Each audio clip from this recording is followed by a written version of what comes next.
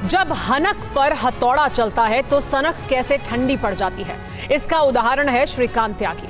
बंगेल छोड़कर upper middle class की society में रहने वाले श्रीकांत त्यागी ने जिस तरीके से एक महिला के साथ सरेआम गाली गलौज, धक्का मुक्की और बदतमीजी की है, उस पर योगी सरकार ने बुलडोजर तो चला ही दिया है। एक पेड़ की खातिर त्यागी जैसे गालीबाज गुंडे ने अपने पूरे जीवन को पहाड़ जैसा बना लिया है। नमस्कार, आपके साथ मैं हूं सुमेरा खान।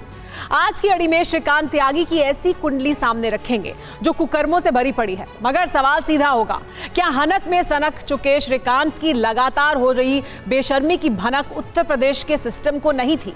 आखिर क्यों घर से लेकर दुकान तक, गाली से लेकर मोहल्ले तक, सोसाइटी से लेकर सड़क तक, नोएडा से लेकर लखनऊ तक, हर जगह श्रीकांत त्यागी कांड करता रहा और प्रशासन नींद कर सोते रहे? इसी पर करेंगे आज की अड़ी। शुरुआत बड़ी खबर के साथ। देखिए बड़ी खबर। बस एक कॉल कर सकती है आपको कंगाल, खाली हो सकता है बैंक खाता। कैसे? देखिए मेरे साथ, जागते रहो सिर्फ मनी 9 पर। अभी डाउनलोड करें। नोएडा के गालीबाज श्रीकांत को सूरजपुर कोर्ट से झटका लगा है। सरेंडर की अर्जी पर कोर्ट ने दी है 10 अगस्त की तारीख।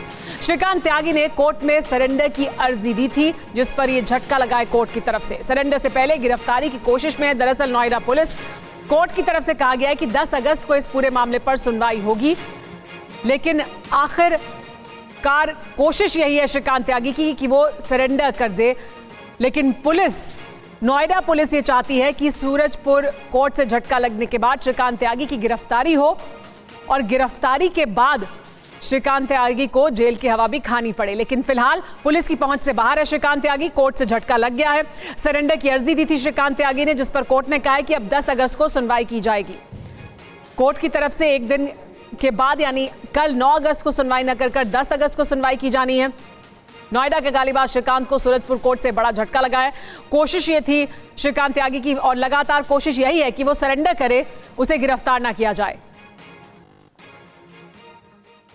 लेकिन बड़ा सवाल यह है कि आखिर नोएडा पुलिस को और कितना वक्त चाहिए एक गुंडे को पकड़ने के लिए? 48 घंटे का दावा भी बीत गया है। बुलडोजर और हथौड़े की कार्रवाई बहुत बेहतर है, लेकिन उसकी गिरफ्तारी भी तो जरूरी है। कहीं ऐसा तो नहीं कि सिस्टम ही इनामी श्रीकांत त्यागी को बचा रहा है? क्या ऐसा संभव हो पाएगा कि सरेंडर से पहले उसकी गिरफ्तारी हो पाए? क्योंकि अगर ऐसा हुआ तभी जाकर नोएडा पुलिस पर लोगों का, खासकर महिलाओं का भरोसा बढ़ेगा। महिलाएं ही सबसे आगे आई हैं इस पूरे मुद्दे में भी, जिन्होंने श्रीकांत त्यागी को चुनौती दी। श्रीकांत त्यागी को यही बात सबसे ज्यादा बुरी लग रही थी और यही अखर रहा था कि कैसे सोसाइटी की महिला खड़े होकर उसके सामने ये कह रही थी कि वो इल्लीगल काम नहीं कर सकता है, वो गैर कानूनी काम नहीं कर सकता है, सोसाइटी के नॉर्म्स को धता नहीं बता सकता है। लेकिन श्रीकांत त्यागी अब सिस्टम को धता बताने की कोशिश कर रहा है। कोशिश उसकी है कि वो सरेंडर करे, गिरफ्तार ना हो। अब देखना यह है कि गिरफ्तारी होती है या नहीं श्रीकांत त्यागी की। श्रीकांत त्यागी का कहना यह था कि सिस्टम उसकी जेब में है। क्या वाकई सिस्टम श्रीकांत त्यागी की जेब में था या है अभी भी? ये बड़ा सवाल है, क्योंकि श्रीकांत त्यागी इसी हनक के साथ सोसाइटी में रहता था और इसी हनक के साथ ये तमाम दावे श्रीकांत त्यागी की तरफ से किए जाते थे कि वो किस तरह से रसूख रखता है, बहुत करीबी रिश्ते रखता है बड़े बड़े राजनेताओं से। एक और बड़ी खबर आपको बता दें, श्रीकांत त्यागी को पकड़ने के लिए छापेमारी जारी है, बताया जा रहा है नोएडा पुलिस द्वारा। नोएडा पुलिस की 10 टीम की 15 जगह पर दबिश हो रही है। नोएडा, दिल्ली, लखनऊ, गाजियाबाद, मेरठ, इन तमाम जगहों पर दबिश दी जा रही है। जो संभावित ठिकाने हैं श्रीकांत त्यागी के, उसके जो दोस्त हैं, उसके जो रिश्तेदार हैं, उनके घरों को खंगाला जा रहा है। 10 टीमें हैं जो 15 जगहों पर छापेमारी कर रही हैं, ऐसा बताया जा रहा है उत्तर प्रदेश पुलिस की तरफ से, नोएडा पुलिस की तरफ से। यूपी एसटीएफ की टीम भी श्रीकांत त्यागी के पीछे लगाई गई है ताकि उसकी गिरफ्तारी जल्द से जल्द की जा सके। श्रीकांत त्यागी यही चाहता है लेकिन कि गिरफ्तारी उसकी ना हो, वो सरेंडर करे।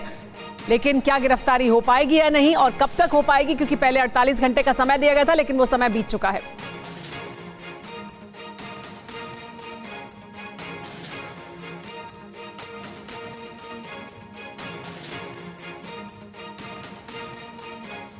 लेकिन श्रीकांत त्यागी का दरअसल क्या होगा? अभी जो स्थिति है उसमें क्या कुछ अभी तक हुआ है, आइए आपको बताते हैं। अब तक क्या कुछ किया गया, क्या कार्रवाई की गई है श्रीकांत त्यागी के खिलाफ। श्रीकांत त्यागी के खिलाफ 7 धाराओं में केस दर्ज किए गए हैं। श्रीकांत त्यागी ने जिस तरह से बदतमीजी की, जो उसने अवैध कब्जा किया था, इन तमाम मामलों में कार्रवाई की गई है। त्यागी का अवैध कब्जे पर बुलडोजर चला है। ये बड़ी कार्रवाई है और इसने संतुष्ट भी किया है बहुत हद तक जो सोसाइटी के और आसपास के लोग हैं उन्हें। श्रीकांत की दुकान पर जीएसटी की टीम की रेड हुई है, यानी वो तमाम जो सिस्टम को काम करना चाहिए था उन तमाम जगहों पर जहां इससे पहले काम होना चाहिए था वहां अब काम हो रहा है। फरार श्रीकांत त्यागी पर 25,000 रुपए के इनाम की घोषणा भी कर दी गई है। त्यागी को पकड़ने के लिए पुलिस की 10 टीमें 15 जगह पर छापेमारी कर रही हैं।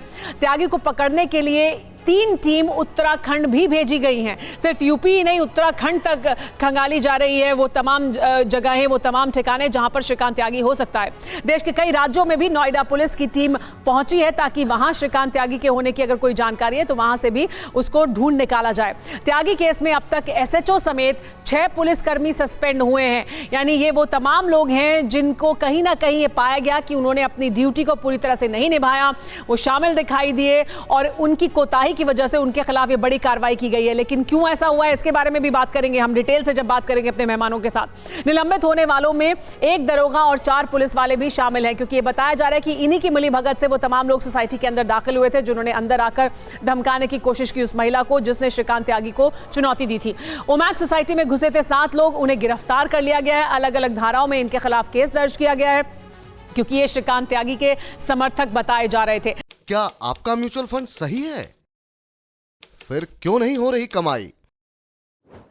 जानिए मेरे साथ म्यूचुअल फंड सेंट्रल में सिर्फ मनी 9 पर। अभी डाउनलोड करें